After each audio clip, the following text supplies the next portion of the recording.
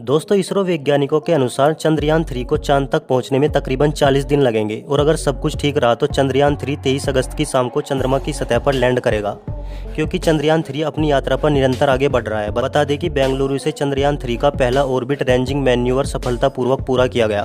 भारतीय अनुसंधान संस्थान इसरो के अनुसार चंद्रयान अब ऑर्बिट में पहुंच गया है, जिसके अनुसार चंद्रयान 3 पूरी तरह से सामान्य है और उसके सभी उपकरण ठीक तरह से काम कर रहे हैं। वैज्ञानिकों के अनुसार चंद्रयान 3 को चांद तक पहुंचने में लगभग 42 दिन लगेंगे, जिसमें इसरो के चीफ एस सोमनाथ के अनुसार चंद्रयान 3 23 अगस्त की शाम को तकरीबन 5:47 पर लैंड कर सकता है।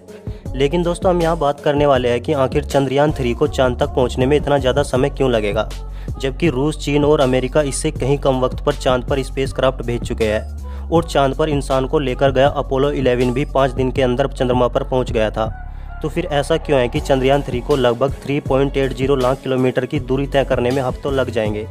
तो दोस्तों, आज की इस वीडियो में हम भारत के इस मून मिशन के पहलू को समझने वाले हैं कि जब दूसरे देशों के स्पेसक्राफ्ट को मून तक पहुंचने में केवल 4 से 5 दिन लगे थे, तो भारत के चंद्रयान 3 को चंद्रमा तक पहुंचने में इतना ज़्यादा समय क्यों लग रहा है। बस आपसे रिक्वेस्ट है कि वीडियो को स्किप ना करके अंत तक जरूर देखना। दोस्तों, अगर बात चीन की जाए तो चीन ने सन 2010 में चैंग 2 स्पेसक्राफ्ट लॉन्च किया था, जिसने धरती से चांद की दूरी सिर्फ 4 दिन में पूरी कर ली थी। और चीन के अगले मून मिशन चैंग 3 ने भी इस यात्रा में इतना ही समय लिया था।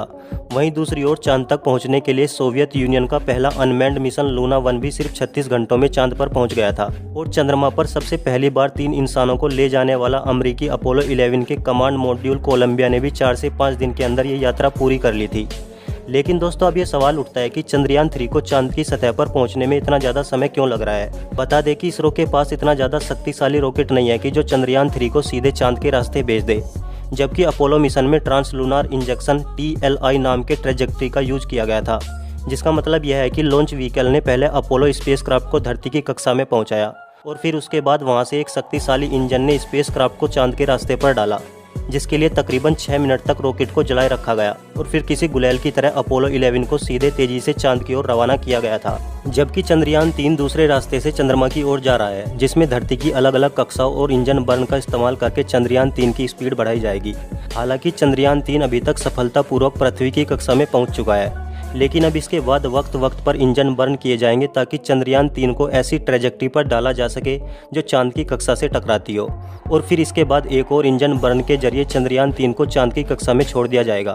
बता दें कि इसरो ने चंद्रयान और मंगलयान मिशन में भी यही मल्टी स्टेप अप्रोच अपनाया था, जिसमें वक्त तो जरूर लगता है लेकिन कम ताकतवर लॉन्च व्हीकल को भी काम में लाया जा सकता है, जिसमें मिशन को अंजाम देने के लिए इसरो के वैज्ञानिक धरती और चांद के गुरुत्वाकर्षण बल का इस्तेमाल करेंगे और चंद्रयान 3 एक दीर्घवृत्ताकार रास्ते से आगे बढ़ता रहेगा। हालांकि पृथ्वी की ग्रेविटी से निकलने के लिए ताकत चाहिए होगी, लेकिन उसी वक्त इंजन बर्न किए जाएंगे। फिर यह चांद की कक्षा की ओर चल पड़ेगा, जिसके बाद यह चांद के चक्कर लगाएगा और फिर तकरीबन 100 किलोमीटर के सर्कुलर ऑर्बिट में घूमते हुए चंद्रयान 3 फाइनली नीचे उतरेगा, जिसके बाद परपलेशन मॉड्यूल लैंडर से अलग हो जाएगा, जिसके बाद लैंडर चांद की सतह की ओर बढ़ता रहेगा। और अगर सब कुछ ठीक रहा तो अगले महीने भारत का चंद्रयान 3 चांद की सतह पर उतरकर एक नया इतिहास रचेगा। दोस्तों, सबसे अहम बात यह है कि चंद्रयान 3 पर केवल हमारे भारत देश की ही नहीं बल्कि दूसरे देशों की भी नजरें टिकी हुई है,